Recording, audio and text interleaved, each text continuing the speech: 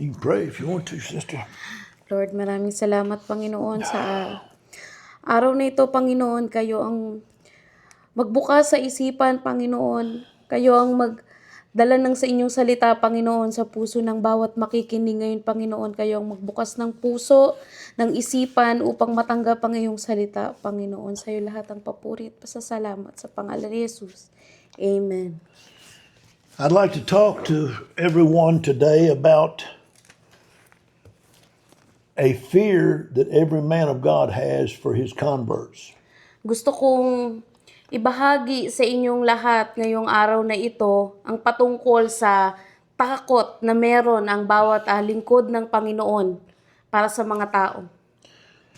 I'd like for you, DJ, to read 2 Corinthians, Sa ikalawang Korinto, the 11th chapter.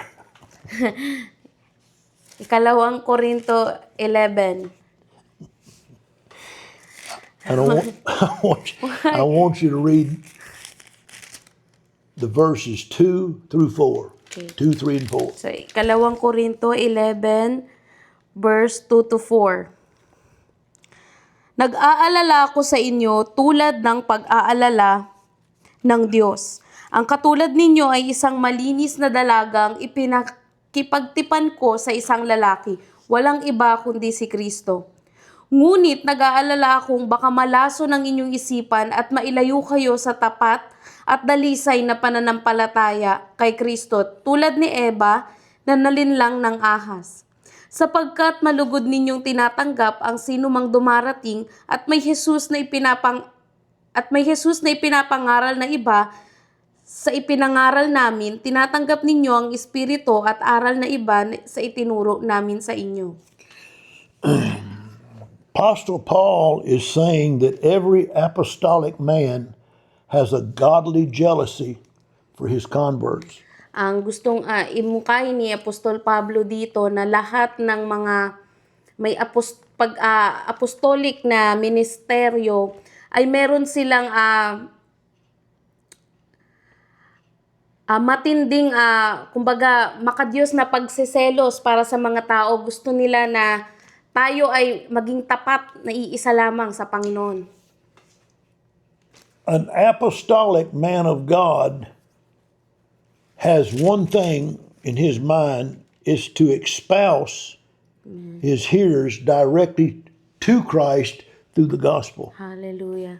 Ang isang lingkod ng Panginoon na apostolic o kagaya ng ministeryo ng mga apostol ay ang iisang kanilang layunin na maipagkatipan o maipag-isang dibdib ang tao kay Kristo sa kanyang salita. That I might present you as a virgin just to the Lord Jesus Christ. Na upang maipresenta kayo kay Hesukristo na isang birhen. Meaning you belong to Him and Him alone. Hallelujah. Ibig sabihin na ikayo ay maging sa Kanya at sa Kanya lamang. But he says, but I fear Sinabi niya dito na ako'y natatakot that Satan in some way na si Satanas sa anumang bagay na sa anumang pamamaraan will lead you away from this gospel. ay dalhin niya kayo palayo mula dito sa salita na ito, sa katuruan na ito. And then he says, because there are many that preach another Jesus. Dahil marami ang nangangaral ng ibang Jesus. They give you another spirit that's not the Holy Spirit. Binibigyan nila kayo ng ibang espiritu na hindi ang banal na espiritu. They are preaching another gospel except the gospel of Jesus Christ. Mayroon silang itinuturong ibang salita maliban sa salita ni Hesukristo.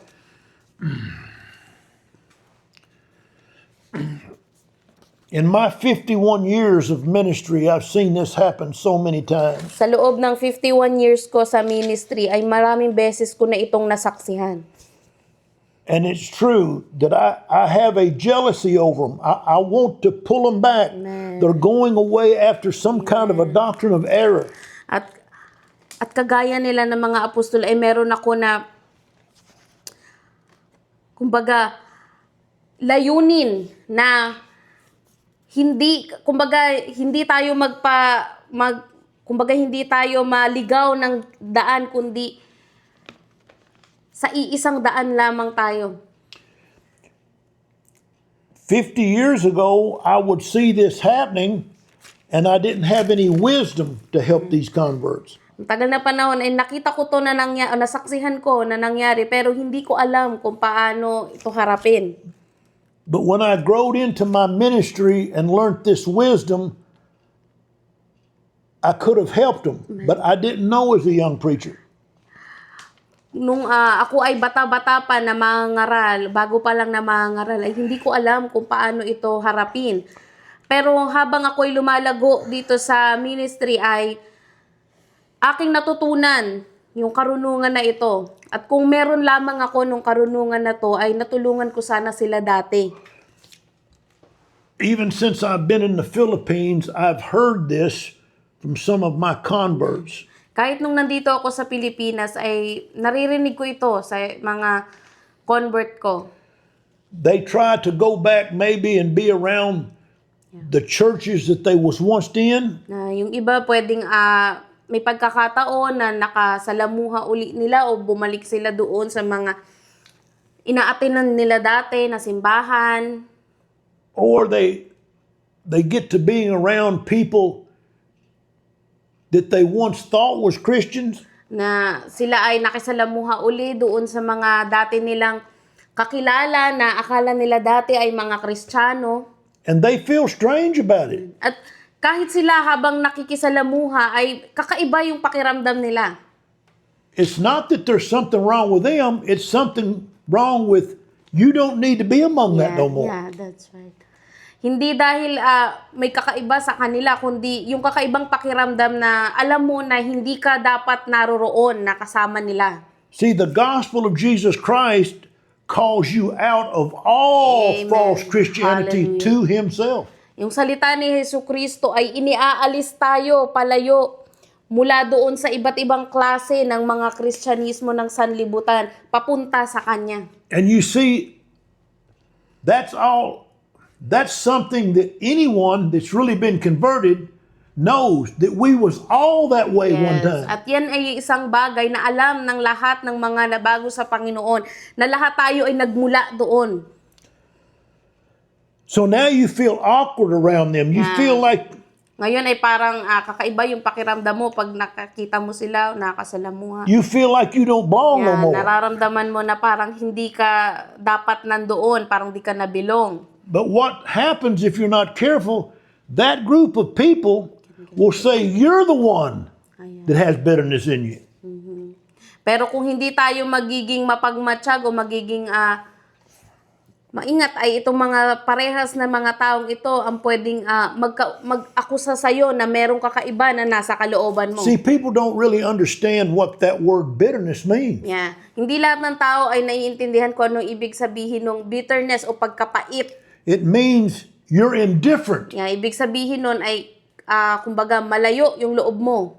And they're trying to draw you back in to them. So they saying, you're bitter against us. Yeah, kaya dahil ang gusto nila, layunin nila ay maibalik ka pabalik sa kanila.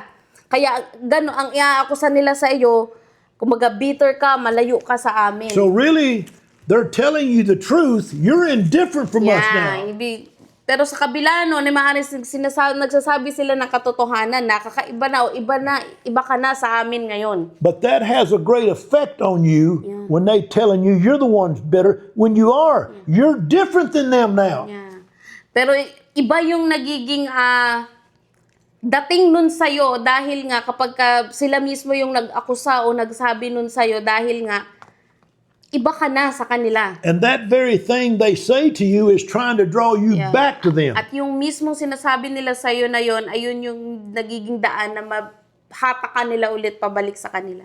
And I know that because most of these people was embittered against me and indifferent to me when I was preaching this gospel At to alam them. ko ito dahil yung ibang mga tao na nagsasabi din ito ay nandoon din yung pagkapait nila patungo sa akin o yung pagiging malayo nila ng loob nila patungo sa akin. But when they believe the truth of the gospel of Jesus Christ, now they're on my side. Amen. Pero pagka dinanggap nila yung si Hesus Kristo ay nagiging magkakampi na kami o magkaparehas na kami. Now they're on the Lord's side. Ngayon sila ay nasa Panginoon na. And that's why they say, you're indifferent to me, you're bitter. Amen. Kaya sasabihin nila, bitter ka o malayo yung loob mo sa akin o iba ka sa amin.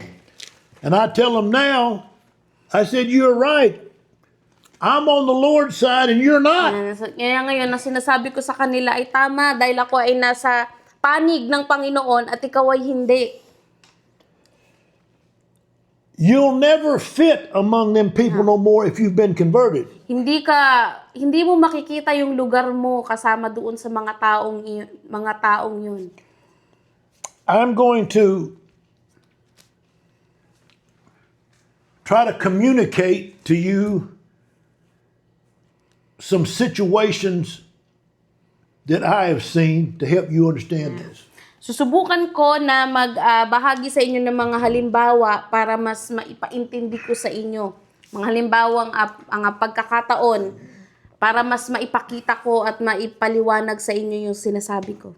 There was a young man in 1999 Merong isang bata-bata na lalaki noong 1999 that came to me for help for his soul. na lumapit siya sa akin para tulungan ko siya para sa kanyang kaluluwa. And I said, what are you coming to me for? Sabi ko sa kanya, bakit ka lumapit sa akin?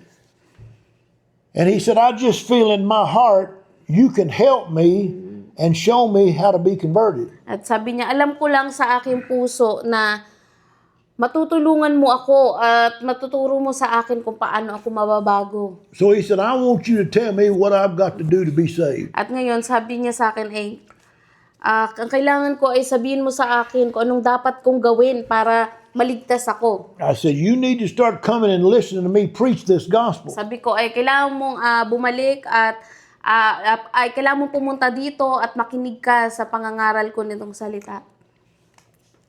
This individual, he was not married, he was living with a woman. Itong lalaking ito ay hindi pa siya kasal pero may ka-live-in siya na babae. And I was just preaching the gospel to him every time he would come to the church At sa tuwing service. ma-attend siya ng church service ay patuloy lang ako na nangangaral sa kanya. And he just automatically fell under conviction because of his life. At siya ay agad-agad, kumbaga automatic na siya ay na kukonbikto ng mga naririnig niya dahil nga sa kanyang pamumuhay. I don't know why we have adapted that word conviction. It's actually the Holy Spirit is persuading him of his life being wrong. Hindi ko alam kung bakit natin ginagamit yung salitang konbikto, pero ang talagang nangyayari ay ang banal na espiritu ay kinukumbinsi siya sa mga mali na ginagawa niya. And that's something that every real apostolic Hallelujah. God-sent man have. They minister the Spirit which persuades them of their wrong, their heart, and then persuades them of Christ. Amen. Yan yung lahat ng mga apostolic na mga lingkod ng Panginoon. Yun yung meron ang mga apostolic na lingkod ng Panginoon. Yung bagay na magkukumbinsi sa'yo ng iyong buhay at kukumbinsihin ka kay Kristo. He was a pro musician. Kumbaga, isa siyang promo na musician, manunugtog. He was an alcoholic. Isa siyang manginginom. He was on drugs. Siya'y nagdodroga. He was a womanizer. Babaero. And this was his own confession. At ito ay sarili niyang pagkumpisal o pahayag na ganun nga talaga siya. I never condemned him about none of Hindi it. ko siya kinondena sa kahit na anong bagay na yon.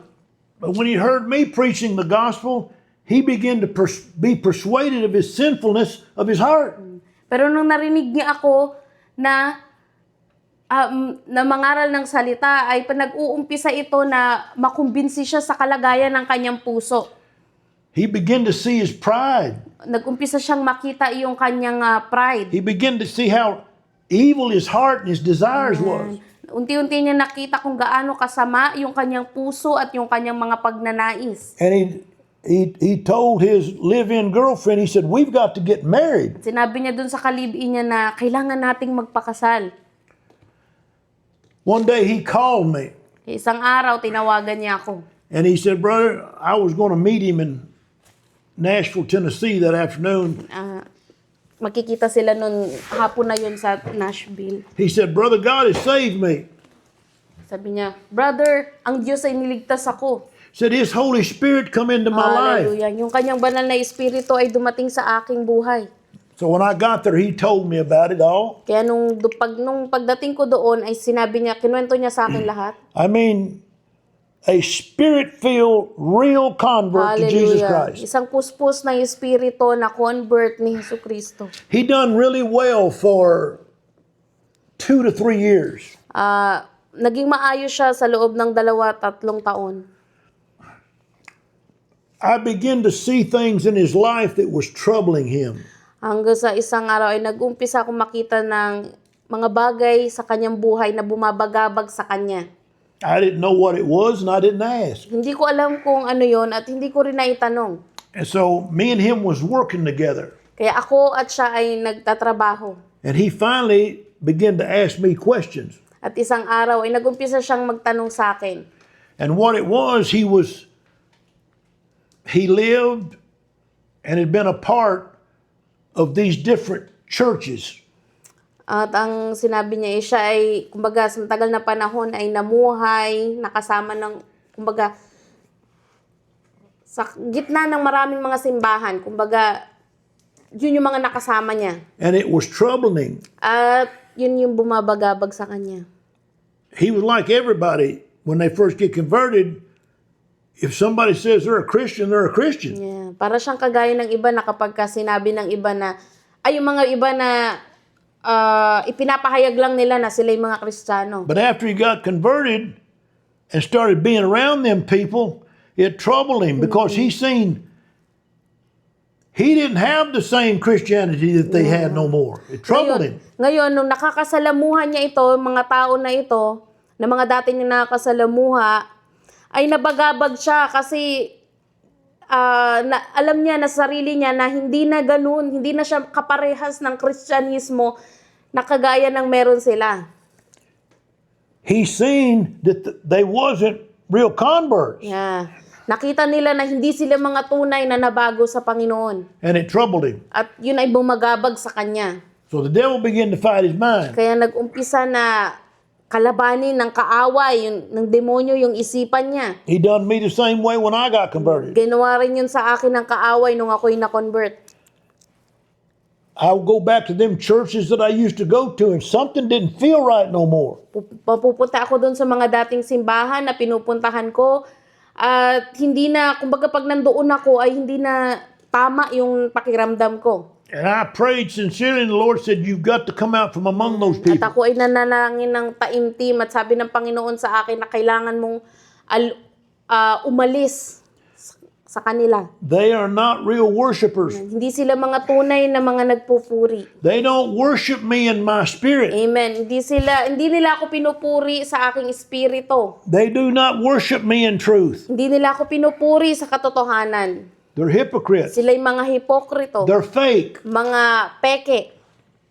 Then they begin to fight me. Hanggang sa nagumpisa silang aawayin ako. Why don't you believe like we do anymore, Brother Sabi niya, Kenny? bakit hindi ka na naniniwala ng kagaya ng paniniwala namin, Brother Kenny? I said, I used to believe the way you people did too. Sabi niya, dati ay kaparehas niyo ako ng paniniwala.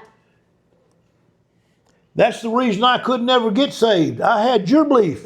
Yun ang dahilan kung bakit hindi ako maligtas dahil ang meron ako ay yung paniniwala niyo. I cried out to God to help me and save me, and He Hallelujah. showed me this is false. Amen. Ako'y umiyak sa Panginoon na tulungan niya ako, iligtas niya ako.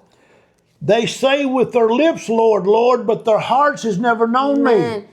Sinasabi nila sa kanilang mga labi na Panginoon, Panginoon, pero yung kanilang mga puso ay wala sa Kanya. That troubled me. Yun ay bumagabag sa akin. I said, this pastor has been preaching since 1945. You telling me he's wrong? Itong kilala kong pastor na 1945 pa lang nangangaral na siya. Ang sabi mo ba Panginoon na mali siya? For the better part of 2 years, it was hard for me to get broke loose from that. Sa halos siguro sa loob ng 2 taon ay mahirap para sa akin na kumawala doon.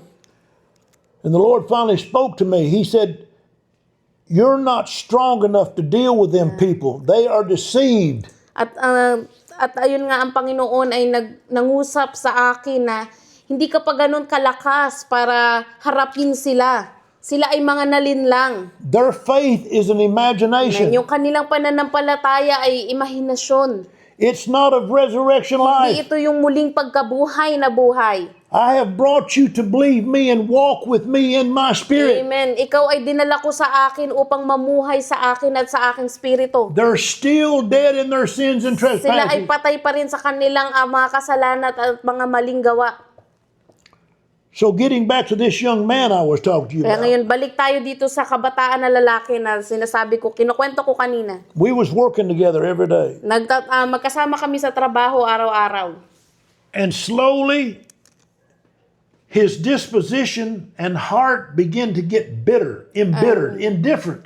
At hindi nagtagal yung kanyang disposisyon ay unti-unting nagbago. Parang bigla siyang naging mapait.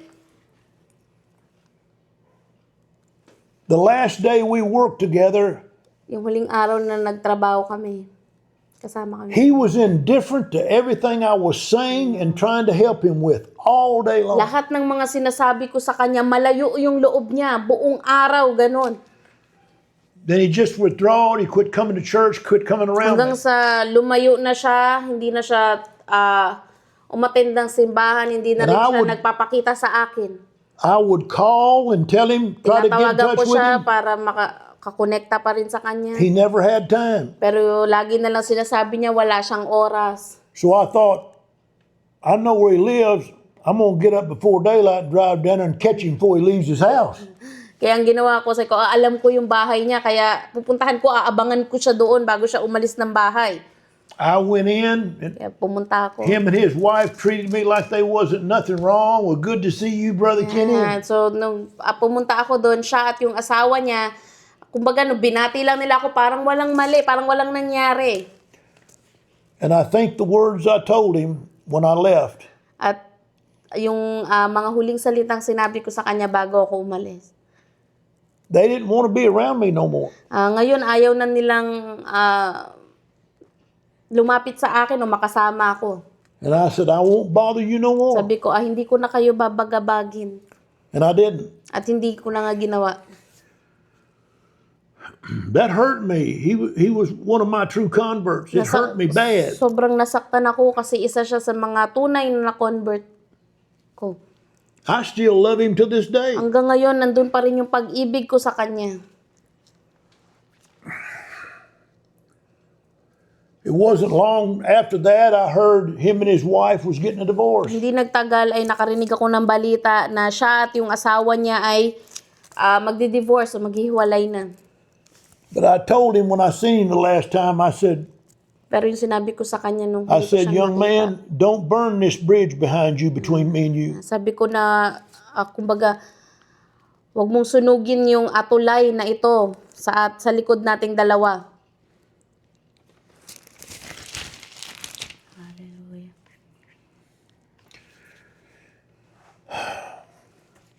One morning I got a phone call. Isang umaga, meron akong isang tawag na natanggap. And it was him At siya after yun. 4 or 5 years. Matapos ang 4 at 5 taon. 4 o 5 taon. This is what he said. Ito yung sinabi niya. I just can't figure out why that I have got to sit under you, Sabi your niya, ministry. Hindi ko lang maunawaan na kung bakit kailangan ko na umattend sa'yo at makinig sa'yo sa ministry mo. I never told him that. Hindi ako yung nagsabi sa kanya noon. Na wala akong sinabing ganun sa kanya. It was a shock to me for him to say that to me. Ang nagulat ako na sinabi niya yun sa akin. That's when I began to learn something about the human heart, how wicked it can be. At doon ko natutunan yung patungkol sa puso ng tao at kung gaano ito pwede maging He masama. wasn't wanting to, is what it was. Hindi niya gusto. Yun yung gusto niyang iparating. So we talked about it a little bit. I couldn't make him understand. Hindi ko magawang maipaintindi sa kanya. A few months went by. he called me again one morning. Nakalipas ang ilang buwan, tumawag ulit siya. He said, I've been on a 15-hour drive up north. Ako ay nasa 15, panorte, nagdadrive siya. He said, I've been driving by myself, so it's given me a lot of time to pray. So dahil mag-isa lang ako na nagmamaneho, marami akong oras na manalangin. And he said, I asked the Lord, why do I have to sit under that man? At nanalangin ako sa itong lalaking to, nanalangin siya sa Panginoon na bakit kailangan kong umattend sa kanya? Ba't kailangan kong makinig sa kanya? And he said the Lord spoke to him. Sabi niya, nangusap ang Panginoon sa kanya. He said, you know what the Lord said to me, Brother Ken? Sabi sa akin ng lalaki, alam mo ba kung ano yung sinabi ng Panginoon sa akin, brother? I said, no. Sabi ko, hindi. He said, the Lord said, because you're not strong enough. You need the strength of an elder. Sabi niya, kasi dahil hindi ka pa gano'n na malakas, kailangan mo ng lakas na nagmumula sa mga nakakatanda sa iyo sa Panginoon. You see, I didn't know what happened to him to cause him to get in that shape. Hindi ko alam kung anong nangyari sa kanya, kung bakit naging gano'n yung kalagayan niya. But it was beginning to take shape in my mind. Pero nag-uumpisa na itong, kumbaga, nauumpisa ko nang makita. His unbelieving wife, Yung kanyang asawa na hindi mananampalataya, because she didn't want her husband living that righteous life, because she wanted to live unrighteously. yun, yung asawa niya, ayaw niya na mabuhay sa tuwid na pamumuhay dahil ang gusto niya, mamuhay sila ng hindi tuwid. Because she's indifferent to the gospel of Dahil lang Jesus. siya ay malayo ang loob niya sa salita ni She got to Kristo. putting it in his head. Kailangan niya ilagay sa isipan ng asawa niya. You ain't got to sit under that man. You can do this on your own. Hindi mo kailangan na makinig doon sa lalaking yun. Kaya mong gawin yan mag-isa. Then I found out she was fighting him, Ngayon, physically fighting him. At napag-alaman na nag-aaway pala sila ng pisikalan. And he told me, he said, the Lord, everything I was going through at home, the Lord stood by me one night and said, I'll be your God. I'll be your wife. I'll be everything you are, but you got to follow me. At habang nangyayari yung mga yun, siya ay patuloy na nanalangin sa Panginoon. At ang Panginoon ay sinasagot siya na, ako yung magiging Diyos mo. Ako yung magiging asawa mo. Ako yung magiging lahat. You see how the devil was working on him, all this doubt. Everybody's Yeah. Christian. They're not the only one Christian. Ganito kumikilos yung si Satanas sa kanya. Lahat na nilalagay yung mga pagdududa sa isipan niya na lahat naman Kristiyano, lahat naman mabuti. She built him up in that pride. That's why he got so indifferent. Yung babaeng yun ay naglagay ng pride sa kanya kaya lumayo yung loob niya.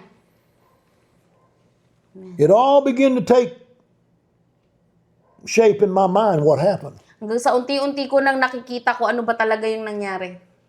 See, it wasn't willful sin what he did. Hindi siya yung nagkasala ng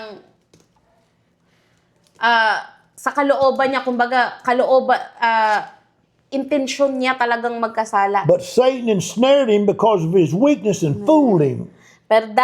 Pero si Satanas ay nabihag siya o nahuli siya dahil sa kanyang kumbaga kahinaan. This same woman that he was married to, I seen her 4 or 5 years later, him and her. Yung babaeng yon, yung asawa niya, nakita ko siya siguro mga 4 at 5 taong nakalipas. I seen him at my brother's birthday party. Nakita ko sila dun sa party birthday party ng kapatid ko. And his wife called me aside with my wife and said, he's not the same man that Ngayon, you used to know. nilapitan ako dun, sa tabi, nilapitan kami ng babae, sabi niya, yung asawa ko hindi na siya kagaya nung dati. Kilala niyo. You know how angry that made me feel? Alam niyo ba kung gaano ako nagalit? Kung ano yung galit na naramdaman ko nung araw? I already knew that. Sabi ko, alam ko na ganun nga. She didn't want him serving God. Itong babaeng to, ayaw niya na maglingkod yung asawa niyang lalaki sa Diyos. And when she got that man back into the world, Ngayon, she didn't want him like that neither because he went back to his old sin. Ngayon, na bumalik yung lalaki sa kanya, hindi niya pa rin nagustuhan yung lalaki kasi bumalik na sa dating kasalanan niya. They finally got a divorce. Hanggang sa naghiwalay na sila. Now my old brother, he's remarried. Ngayon, yung dati kong, itong aking brother na to ay nagpakasal na muli. He wants to come back to the Lord. Gusto niyang bumalik ulit sa Panginoon. But there's two things that's keeping him from it. Pero merong dalawa na pumipigil sa kanya. Pride, Yung pride just acknowledging what happened. na, kumbaga, akuin o tanggapin na ito talaga yung nangyari. Aminin na ito talaga yung nangyari. And coming back and join himself to the body of Jesus Christ. At ang pangalawa ay bumalik at bahagi muli sa katawan ni Jesucristo. That's it. Yun lang. I know that. At alam ko yun. Now he's got all this in his mind. Devil say, they won't receive you. You're married Ngayon na again. He's nasa got all this isipan stuff niya in his mind. Na, hindi ka na nila tatanggapin, nagpakasal ka uli, gano'n. Lahat yun nilalagay ng kaaway sa isipan niya. I get word all the time from people. They tell me, he won't never be happy nowhere but under Brother Kenny's ministry. Marami ako mga naririnig na mga sinasabi ng lalaki na hindi siya magiging masaya kahit saan, kundi siya magiging Or he'll kabahagi tell ng people, Brother tell Kenny. Brother Kenny, I think about him. Tell Brother Kenny, I asked about him. Sasabihin niya lagi sa mga tao na, pakisabi kay Brother Kenny na kinukumusta ko siya. All God do is just come on back. Ang tanging kailangan lang niyang gawin ay bumalik. He didn't willfully sin. Devil fooled him. Hindi niya intensyong magkasala. Nilinlang siya ni Satanas. Because he wouldn't listen to my exhortation. Hindi siya nakikinig sa mga pagpapalakas ko sa kanya. I began to have a burden for my brother again the last year or so. Hallelujah. At nagkaroon ulit ako ng bigatin para dito sa aming kapatid na ito nakaraang taon. Just come on back. Sabi ko, bumalik ka lang. Join yourself to the truth. Bumalik ka lang ulit. Ibalik mo lang ulit yung sarili mo sa katotohanan. You can't make it without the body of Christ because that's the only place the Spirit of God's at. Hindi mo kakayanin ng wala ang katawan ni Jesucristo dahil doon mo makukuha yung lakas. There's another case, Meron pang isa na pangyayari. maybe 15 years ago. Siguro 15 taon nang nakalipas. Very highly intellectual man. Sobrang talino na lalaki. God sent me to work at this construction company and showed me there was 5 men at that company. He sent me there for to teach them the truth. Ako, nangusap ang Panginoon sa akin na magtrabaho sa isang construction company na merong 5 lalaki doon na dapat kong turuan ng katotohanan. And this man was one of them. At yung lalaking to ay isa doon.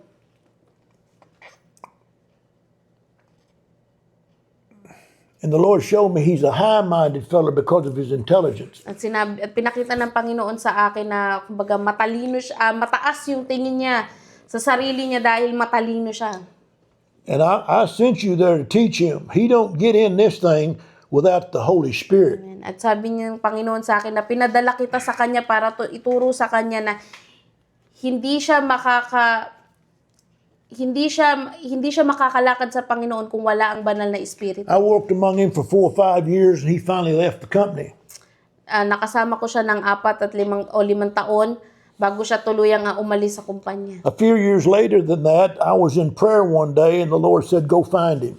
Matapos ang ilang taon, habang ako'y nasa panalangin, ay nangusap ang Panginoon sa akin na hanapin siya.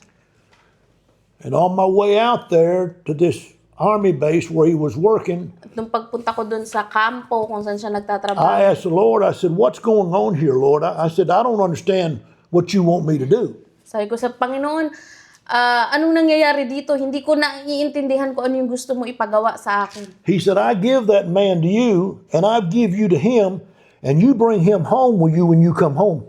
Sabi niya sa akin ng Panginoon na ibinigay ko sa iyo yung lalaking yun at binigay ko siya sa iyo, ay binigay ko ikaw sa kanya. Puntahan mo siya at gusto kong isama mo siya pa uwi sa iyo. So I went out there where he was. He was pretty much running this construction company. Like he was a project manager and general manager and the whole shebang. project manager. And I would just sit in the office and talk to him. Manager siya doon at pinuntahan ko siya at umupo ako doon at kinausap ko siya. And finally, one day, we was talking about the things of God, and Isang araw, nag-uusap kami patungkol sa I Panginoon. can't remember what was actually said, and he rose up thinking he'd just get in and just by his own knowledge and just, and that rebuke in me come up. At hindi ko maalala kung ano yung pinaka-topic namin, pero bigla siyang tumayo at nasabi niya na kaya niyang makapasok sa, kumbaga, makapasok sa kalangitan sa pamamagitan ng sarili niyang kakayanan. At hanggang sa biglang naramdaman ko yung rebuke para sa kanya. Like I said, I don't even remember what it was I said, Yan, hindi ko maalala kung ano na yung sinabi ko. but it was the Spirit of God. Pero alam ko na yung Espiritu ng Spoke Diyos to him na and- nangusap sa kanya. And I seen he kind of teared up. At nakita ko na naluha siya. So I said, I'm going to leave you with it now, and I left. Kaya iwanan na muna kita at yun na, umalis na ako. The best I can remember, that was Friday. On a Ang Friday. pinaka naalala ko na lang basta Biyernes yun. Well, the next morning was Saturday morning, Kinaumagahan nun, Sabado ng and I was umaga. sitting on my porch real early drinking a cup of coffee. Nakaupo ako sa may bahay namin sa may labas na nagminom ng kape. And this man, he called me. At itong lalaking ito, tinawagan niya ako. He said, Brother Kenny, I believe. Hallelujah. Sabi niya, Brother Kenny, naniniwala ako. I said, what happened to you? Sabi ko, anong nangyari sa'yo? He told me what I said to him. Sinabi niya sa akin kung ano yung sinabi ko sa kanya. And I knew it was the Lord. At alam ko na yun yung, And- na ang Panginoon yun. He said, when you left, that had a hold of me. He said, I got up. Evidently he got home. He said, I got up on my couch on my knees wailing, praying. Hallelujah. Nung pag-alis mo ay hindi maalis sa akin yung sinabi mo. Kaya hanggang pag-uwi ko, talagang ako'y lumuhod sa Panginoon at umiyak. And he started coming to church over there where I was pastoring. At nandun nga ay pumunta siya sa simbahan at umattend siya doon sa pinagpapastoran ko. And boy, he would drive almost an hour to church. Halos 1 oras yung biyahe niya para maka-attend siya ng simbahan. Man was alive in that Siya ay man. itong The lalaki Holy ko ay Spirit of Jesus talagang Christ. buhay sa Panginoon. And he was having problems getting his wife to come to church there. Ngayon ay nagkakaroon siya ng problema na yung kanyang asawa ay dalhin sa simbahan. Because her background was Free Will Baptist. Dahil yung pinanggalingan ng babae, ay yung inatilan ng babae ay free will na Baptist. And they really don't believe in the power of the Holy At hindi Spirit. sila naniniwala sa kapangyarihan ng banal na Espiritu. They say they do, but they don't. Sabi nila naniniwala sila pero totoo hindi. So she didn't want to come with him to church there. Ngayon ay ayaw niyang sumama doon sa kanyang asawa para magsimba. So his wife started fighting him. Kaya nag-umpisa na awayin siya nung asawa niya. So finally, I got to notice in this brother, he was really in a lot of burden when I seen him. He'd come to church. He was under a lot of temptation and trials. Kaya di nagtagal ay napapansin ko na may pinagdadaanan na mga tukso at pagsubok itong kapatid na ito. I said, At bigatin. I told him, I said, brother, what's the matter with you? Kaya sabi ko, brother, anong problema? He said, my wife has told me that if I keep going to church here, she'd pack my bags. Sabi ng asawa ko na kung magpapatuloy ako na magsimba dito, iimpake niya na daw yung mga gamit ko. And he told me what the Lord was saying to him in prayer about all of it. At sinabi niya rin sa akin kung ano yung sagot ng Panginoon sa kanya, sa kalagitnaan ng mga But nangyari na yun. the pressure just got too heavy on Pero him. yung pressure ay lalong bumibigat sa kanya. And God was wanting to save her and heal her body. At ang Panginoon ay ninanais na iligtas yung kanyang asawa na babae at pagalingin din yung kanyang He katawan. told me, the Lord told him, he said, if you'll hold on, stay steadfast, he said, I'll save and heal her too. Hallelujah. Sabi ng Panginoon sa kanya na kung mananatili ka lang na nakatayo, ay ililigtas ko siya at pagagalingin. And I could tell that she was gaining ground. He was beginning to get cold towards the gospel and me.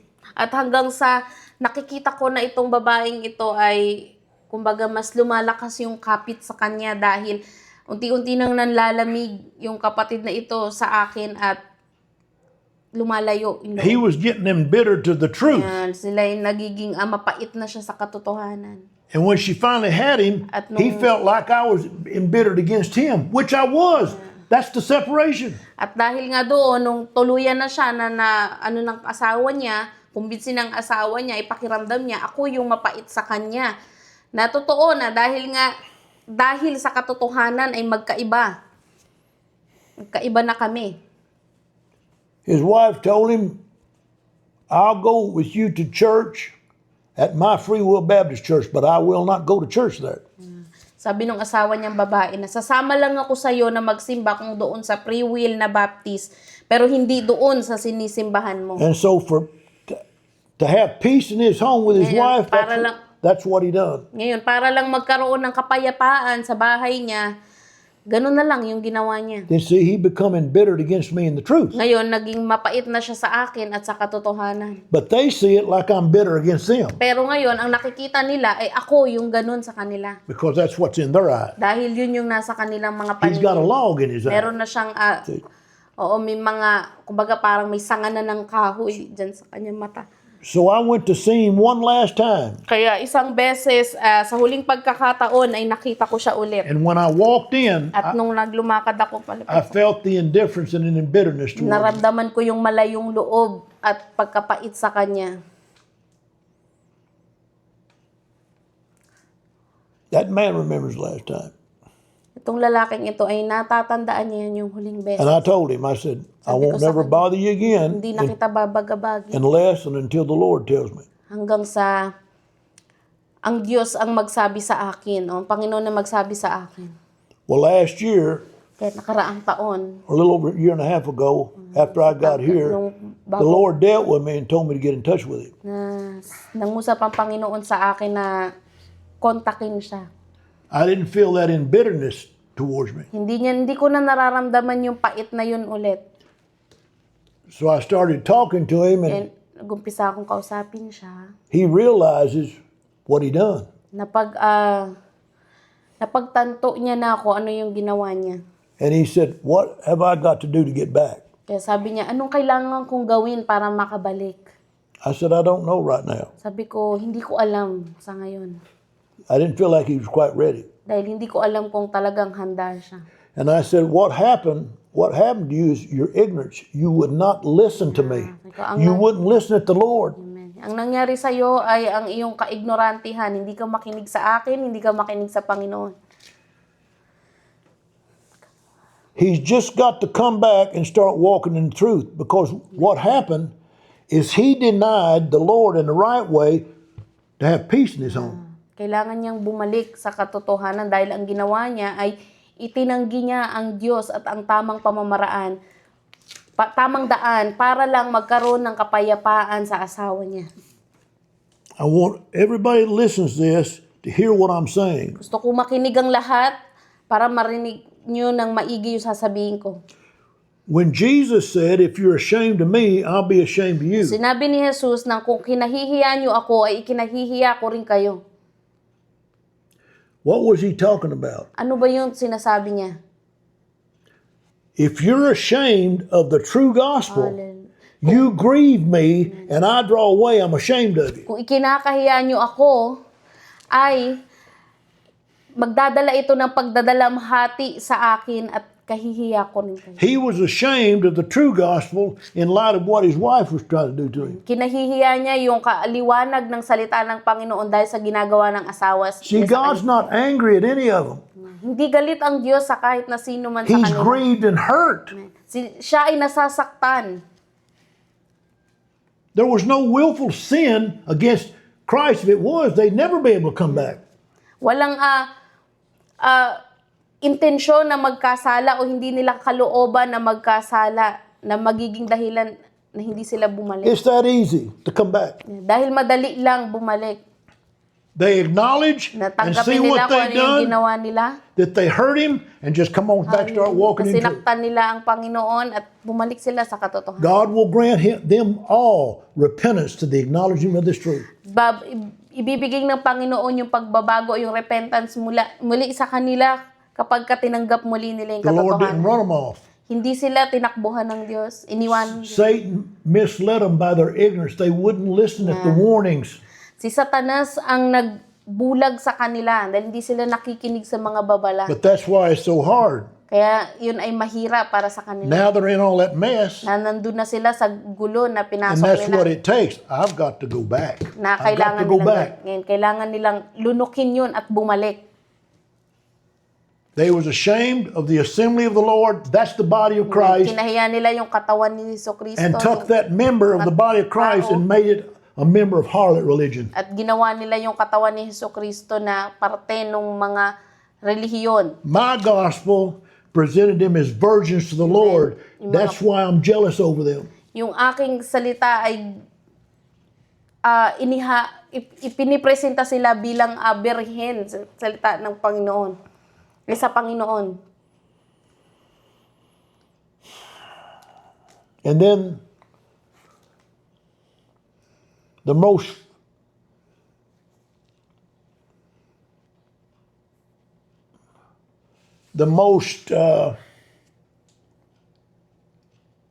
just within the last 3 years, there's another brother that done the same thing. Nakaraang 3 taon, may isa ring kapatid na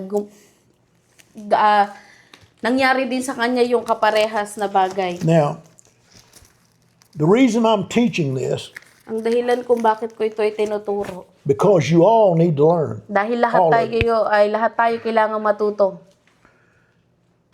But the other reason Pero ang isa sa is dahilan, the Lord's made me to know that all 3 of them men listens to this. pero ang isa sa dahilan ay pinakita sa akin ng Panginoon na itong 3 lalaking ito ay nakikinig sa akin. Which tells me they won't back in. Yes, so nagpapakita sa akin na gusto nilang bumalik. And if they'll just listen to me, At kung makikinig lang sila sa akin, this will get them reconciled. hallelujah, ito ay magiging tulay para sa kanila na makabalik. I know in my heart of hearts, all 3 of these men, Alam ko sa aking puso, dito yung 3 lalaking ito, if I see them out, na kung makita ko sila sa labas, I'm not going to be mad. hindi ako galit sa My kanila. heart's already breaking. I Dahil ang know. puso I'll ko ay burst out in nadudurog tears para sa kanila. and show them, I love you, man. Come on back. Hallelujah. Tutulo ang luha ko at alalapit ako sa kanila This is, dahil sa pagmamahal ko sa kanila. this is what Paul was afraid of for his converts too. Ito yung sinasabi ni Apostol Pablo na takot niya para sa mga convert. He said, I'm jealous over every one of you Na andun yung pagsiselos ko para sa inyong lahat. with a godly Na jealousy. yung pagsiselos na makadiyos. If you think I'm foolish, any one of you people, just make sure you know I'm a fool for Christ. Amen. Kung tingin nyo sa akin ay mangmang, kayong lahat ay sinisigurado ko na ako ay mangmang para kay Kristo. The burden I have for these people is not mine. Yung kabigatan na meron ako para sa mga tao na ito ay hindi sa akin. I am an apostolic minister of the Lord apostolic Jesus na Christ. This is His Na burden. ministeryo ni Jesucristo, ito ay kanyang kabigatan. I've suffered many things because of you, for you. Marami akong pinagdusahan ng mga bagay para sa inyo. The Lord has showed me many times, if you'll suffer with them, they'll be your reward again. It'll bring them back. This is my burden. Jesus said, this is my burden. It's not yours. Pinakita ng Panginoon sa akin na kung magpapatuloy ka lang na magdusa para sa kanila ay makikita mo yung gantimpala. Ito ay bigatin ko, hindi bigatin mo. If preachers would get down in the ditches with these people and suffer with them and for them, they could win them and win the world. Amen. Kung itong mga mangaral na ito ay magkakaroon ng kabigatan para sa mga taong ito ay magtatagumpay sila na makuha yung mga tao at ang buong mundo. That's why the Lord said, it's not a good thing that you don't obey your elders. I put them there to watch for you. If you get rebellious, it's not going to end up good for you. Hindi maganda, sabi ng Panginoon na hindi maganda na hindi kayo makikinig sa inyong mga nakakatanda sa Panginoon dahil nilagay ko sila dyan para sa inyo. At hindi magiging maganda ang resulta kung di kayo makikinig sa See, they're kanila. already going through this tribulation in their mind. Nararanasan na nila ngayon itong mga kaguluhan sa kanilang isipan. So this most recent brother, Itong pinakahuli na kapatid. I've loved him like Hallelujah. one of my own children.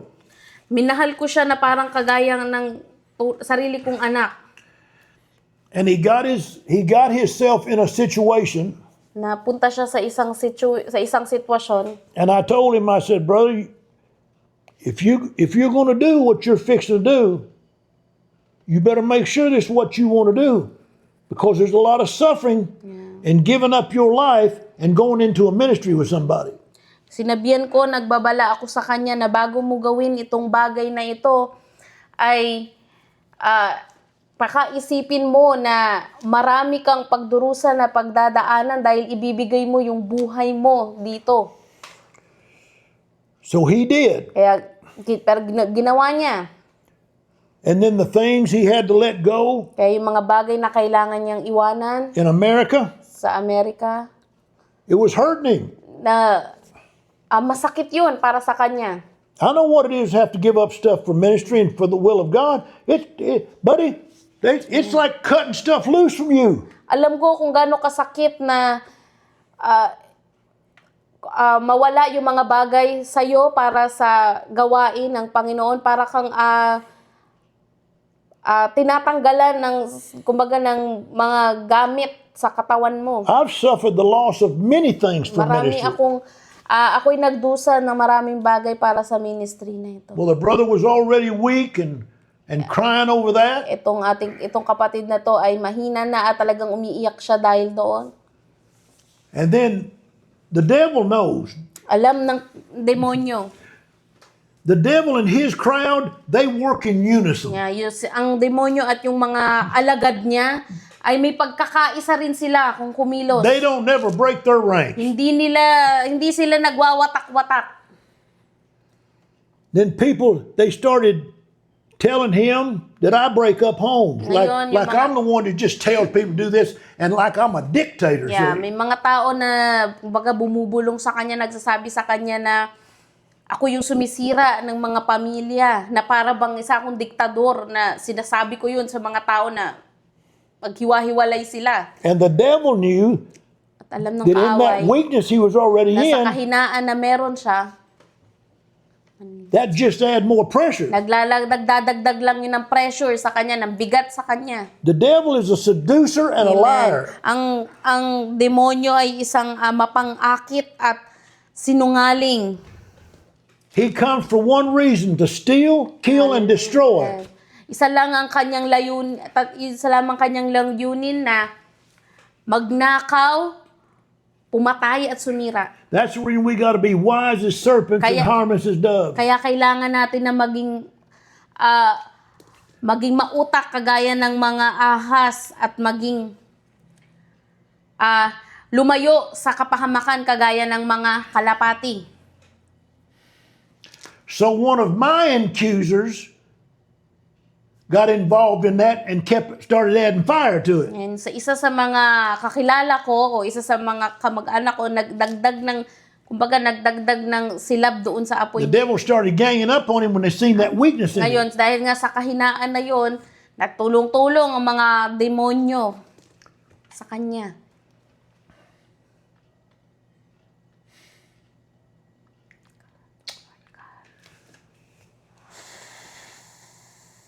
Then he got joined to a family of people. Hanggang sa na siya ay napasali sa isang pamilya. And then all their negativity towards me started coming on this individual. At yung And kanilang it got him. pagiging negatibo laban sa akin ay dumagdag pa sa kanya hanggang sa wala, natuluyan na siya. And all this time, I was going to him and warning him he was going to fall to a spiritual death. Habang ako ay sa kabila nun ay patuloy na nagbababala sa kanya na maari siyang mahulog sa espiritual na kamatayan. He become ashamed of the same gospel and the same man that converted him with the same gospel. Siya ay kinahiya niya yung kaparehas na tao at kaparehas na salita na nagdala sa kanya sa kaligtasan. And finally the Lord said, turn him over to the devil to teach him not to speak against truth. Kaya sinabihan ng Panginoon na ibigay mo na siya sa kaaway upang magturo ito sa kanya na huwag magsalita laban sa katotohanan. When the devil ensnares them, now they're ashamed of that gospel and that body of believers that they once loved. Yeah. Kapag ka ikaw ay nabihag ikaw ay nabihag ng Satanas, ay mag-uumpisa ka na ikahiya mo yung mga grupo ng tao na dati mong mahal. And they all think I'm foolish because I have this godly jealousy At over ngayon, my ang Paul tingin did. nila sa akin ay isang mangmang dahil meron akong kagaya nitong makadiyos na pagsiselos kagaya ng o takot kagaya ng kay Apostol Pablo.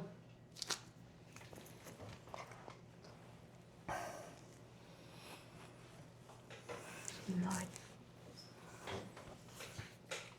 Now this individual finds him out among the crowd and just like,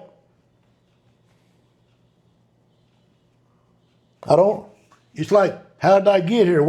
I know I don't have that life I used to have. They're among the crowd. Yeah, ngayon itong taong ito ay nakikita niya yung sarili niya na nasa gitna ng maraming tao na hindi niya alam kung paano siya napunta doon. Alam niya na hindi ganito yung buhay niya pero wala, napasama na lang siya sa karamihan ng mga taong to. Because he grieved and hurt the Lord Jesus Christ and wouldn't heed his warnings. Dahil pinadalamhati niya ang banal na espiritu at hindi nakinig sa kanyang mga babala. And now, because his mind's been so defiled by Ngayon, this, yung kanyang- he thinks the brothers is bitter at him. Ngayon, dahil nga yung kanyang isipan ay nadumihan na tungkol dito, ay ang tingin niya ay yung mga kapatiran ang may pagkapait laban sa kanya o ayaw sa kanya. What it is, there's a difference in us now. Pero ang talagang nangyari ay merong pagkakaiba na sa atin. You are indifferent to us and we are indifferent to Ikaw you. ay iba, malayo yung laob mo sa amin at malayo kami sa'yo. We didn't leave you, you left us. Yeah. Hindi mo kami iniwan, hindi ka namin iniwan mo kami. Not knowing that all the brothers, including me, is brokenhearted, just waiting, just come on back. Amen. Hindi alam na ang mga kapatiran, kagaya ko, ay sobrang nawasak ang puso na nag-iintay lamang na bumalik ka. We didn't cut any of you people off. You cut yourselves off from us.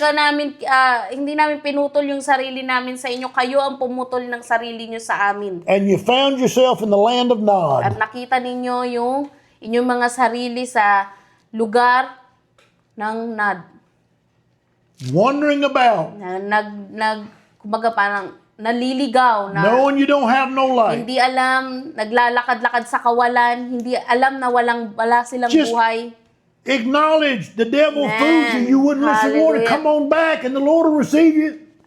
Ang tanging paraan ay aminin lang na ikaw ay nahulog sa bitag ni Satanas at bumalik sa Panginoon. Now I'm going to say something that preachers won't say no more. Nasabihin na kung bagay na hindi na binabahagi ng mga There is no reconciliation or forgiveness anywhere except among a body of believers with men of God. Yan. Walang kahit na na reconciliation o walang kahit na anong pagbabalik loob na mangyayari kung hindi sa katawan ni Kristo na nandoon yung mga tao ng Panginoon at lingkod ng Only Panginoon. where 2 or 3 or more is gathered in Hallelujah. Christ is where He's at. Amen. Dahil tanging kung nasaan ang 2 o 3 na mananampalataya ng Panginoon ay naandoon siya. You all got misled Kayo ay naligaw and you wouldn't listen to at me. hindi kayo makinig sa akin. But God has showed me it's time for all 3 of you men Hallelujah. come back. Pero ang Panginoon ay pinakita sa akin yung oras ninyong 3. Kayo'y bumalik. Because we all know what you done. We don't hold Dahil nothing against you. alam naman namin yung inyong ginawa. Wala kaming sama ng loob sa inyo. Hallelujah. Amen. But some of you converts here, Pero you yung realize when you get convert- among these people now, Na mapapagtanto nyo na kapag kayo ay nakakasalamuha ulit sa mga dati nyong nakakasalamuha, that there's a difference now. na merong kakaiba na. And God is showing you, stay away from Amen. that. At pinapakita ng Panginoon sa inyo na lumayo kayo doon. Don't get ensnared with that, Huwag kayong mahulog doon. or you'll find yourself on their side. At dahil makikita ninyo ang sarili ninyo And na then magiging nasa Then Jesus said you begin to Kabahagi speak nila. against the brothers that you used to love. hanggang sa mag-uumpisa na kayo na magsalita laban sa mga kapatiran na dating minamahal ninyo. And Jesus said you're not going to come out of this thing until you acknowledge it and Amen. the othermost Father, and you see what you've done. Just come on Amen. back. At hindi kayo makakaalis dyan hanggat hindi ninyo tinatanggap at hindi ninyo inaamin na yung nangyari sa inyo at bumalik kayo. And the blood of Jesus Christ will cover all in sin. Hallelujah. At yung dugo ni Jesucristo ang magbabalot doon sa inyong kasalanan. Amen. So I want to name this message, Kaya gusto kong pangalanan, every apostolic God called man has the fear of falsehood, what it will do to you. na lahat ng mga apostolik na mga lingkod ng Panginoon ay merong takot dito sa mga peke na ito, ng mga huwad na ito, na espiritu na maaring magawa nito sa inyo. There's no life outside the body of Christ. Amen. Walang buhay sa labas ng katawan ni Jesucristo. If that's a body of Christ that you're joined to now, Kung- why don't you have life? Yeah. Kung yan ay katawan ni Kristo na kabila dyan sa kinabibilangan mo ngayon, bakit wala kang buhay? Why do you think the body of Christ has suffered all these ages, being killed, talked about, slandered? Tingin nyo bakit yung mga miyembro ng katawan ni Kristo ay patuloy na nagdurusa sa mga paninira, sa mga pang-uusig, sa mga pagdurusa dahil sa mga taong sa loob ng maraming panahon na ito. Because Christ is with us and they're still crucifying Amen. us. Dahil si Kristo ay nasa atin at patuloy pa rin ng mga taong itong ipinapako siya. It's a life of suffering, rejection, and Hallelujah. persecution from family, friends, and neighbors when you walk Amen. with Jesus. Ito ay buhay ng rejection mula sa mga kaibigan, sa mga pamilya, itong buhay na sa Panginoon. I'm crucified to the world now, and Ako'y the world naipako na sa constantly sanlibutan crucifying ngayon me. at ang sanlibutan ay patuloy na ipinapako ako. We're His. We belong to His body. Hallelujah. At tayo ay nasa Kanya, tayo ay kabilang ng Kanyang katawan. That's the reason a lot of people give up walking with the body of Christ, Amen. because they're having to suffer all this and they give up. Kaya ang mga tao ay patuloy na sumusuko sa kaya may mga taong sumusuko dahil ayaw na nila itong buhay na ito ng pagdurusa. If you'd have just stayed true in that suffering, God would finally save them. Amen. Kung ikaw ay nanatili sa katotohanan, pwedeng maligtas yung mga taong yun. The Spirit, when the Bible talks about the world, that's talking about the people of the Amen. world. Kapag sinasabi ng salita ng Panginoon na sanlibutan, ang tinutukoy nito ay yung mga tao na nasa sanlibutan.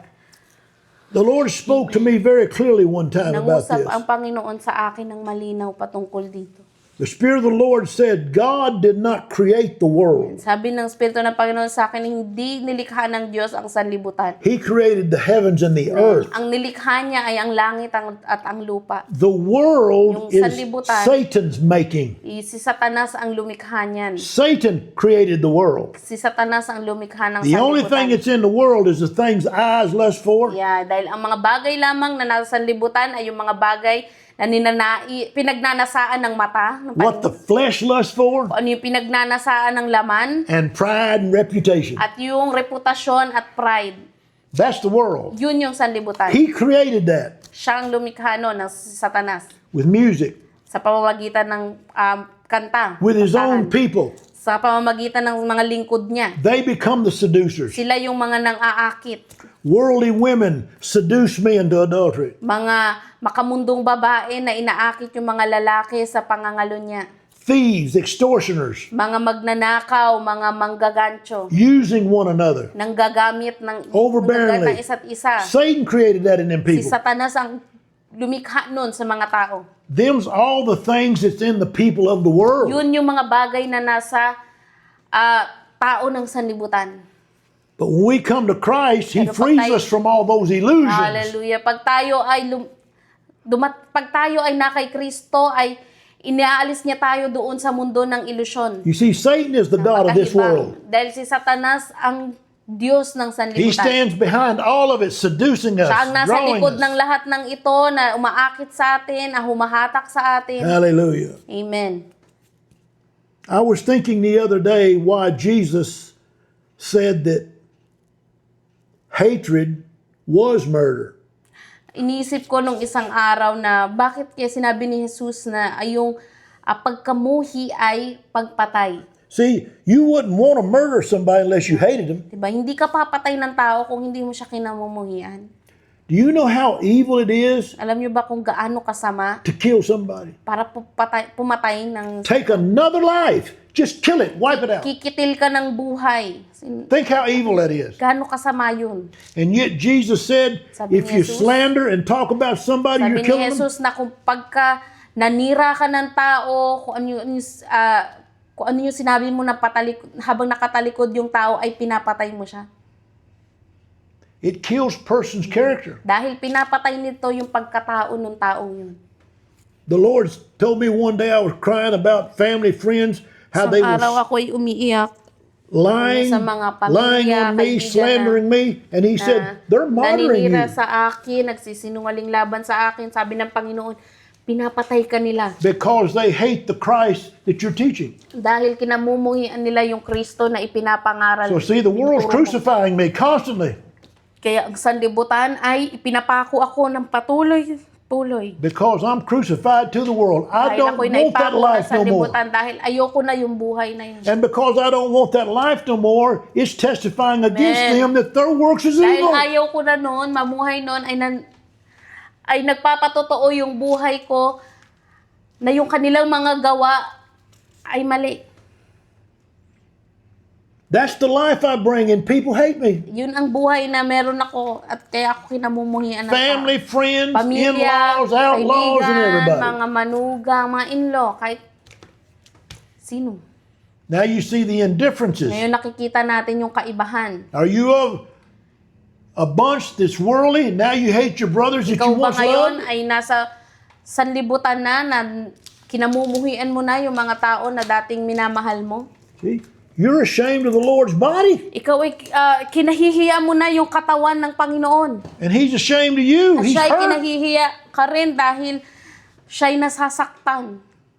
All He's saying, just acknowledge what you've Ang done. kailangan Come on lamang niya back. sabihin na I'll tanggapin mo open kung ano yung nangyari open my sa'yo. arms to you and run to you. Hallelujah. At bumalik sa akin. Bukas yung aking mga kamay at handa na tanggapin ka. And we've all been that way at one time or Amen. the At other. lahat tayo ay dumaan sa ganun. Hallelujah. Amen. Well, that's all I had for the people, and At yun lamang yung meron ako. I know this helped my converts here, Alam what ko they're na ito battling ay with. That makakatulong sa nothing mga ain't convert right at between mga them and people pinagdadaanan. now. But it's not them. Yeah. Stand true. Tayo ay manatiling nakatayo sa katotohanan. Keep praying and suffering. We'll convert them too. Hallelujah, patuloy na manalangin para sa mga tao at makukonvert din sila. It's called the suffering and perseverance of the saints. Amen. Tinatawag ito na pagdurusa at pagpupursigi ng mga santo. Patient, enduring for their souls. Amen. Yung mahabang pagtitiis para sa kanilang mga kaluluwa. That's why they get so indifferent. Kaya sila sobrang They're feeling the kakaiba. condemnation in their life. Nararamdaman nila yung condemnation sa buhay nila. Heap it on them. Yan na, kumbaga, hipan pa natin yung apoy. Heap it on them. Yeah. I've seen God grind many people to powder like that. Marami akong nakita ng mga tao na halos dinurog ng Panginoon na parang abo. That's why Jesus said, pray for your enemies like God's praying for Hallelujah. them. Sabi ni Jesus na manalangin kayo, panalangin niyo yung mga kaaway ninyo kagaya ng sa Panginoon. That's what He was saying, when love your enemies like God loves them. Na kung paano kayo mahalin ng Panginoon. Warning them and saying, come to Amen. Christ. Magbabala sa Kanya. Sabihin na lumapit kayo kay He'll Kristo. give you liberty from all At that. siya ang magbibigay ng kalayaan sa inyo laban. He said, you're already walking in condemnation. Kayo ay Come on. lumalakad na sa condemnation. Hali kayo. You're walking in doubt and unbelief. Lumalakad kayo sa mga pagdududa at hindi paniniwala. Said, don't you know, I can't deny myself. I still stand here saying, come to Kaya me. hindi ko kaya nga itanggi yung sarili ko. Kaya sinasabi ko dito na halika lumapit kayo sa akin. He won't upbraid you for saying, God, give me light, help Kaya me. hindi niya kayo tatanggihan ko pag lalapit kayo sa Kanya na hingiin yung Kanyang liwanag at Said you're tulong. walking in darkness, you need light. Amen. Kayo lumalakad sa kadiliman, kailangan nyo ng liwanag. And He's the light of the world. Hallelujah. At siya yung ilaw ng sanlibutan. Stop walking in this darkness. Itigil nyo na yung paglakad dito sa kadiliman. Walk in me, walk in my light. Hallelujah. Lumakad kayo sa akin, lumakad kayo sa liwanag ko, sa Hallelujah. Panginoon. Hallelujah. So glory to God. Purihin ang Diyos. If you've not got nothing to say, sister, you can pray and close. Lord, maraming salamat ngayon, Panginoon, sa araw na ito, Panginoon, kayo ang patuloy na kumilos, Panginoon, nawa ay ang salitang ito, Panginoon, ay tumimo, Panginoon, sa puso ng mga tao, Panginoon, at magbigay aral at babala at magbigay ng bagay na pagbubulay-bulayan sa lahat ng mga nabago at lumalakad sa iyo, Panginoon, na hindi kami mahulog sa patibong ng kaaway, na babalik kami sa dati naming pamumuhay, Panginoon. Kayo, Panginoon, ang patuloy na gumabay sa amin, Panginoon, sa iyo lahat ng papuri at pasasalamat sa pangalan ni Jesus. Amen.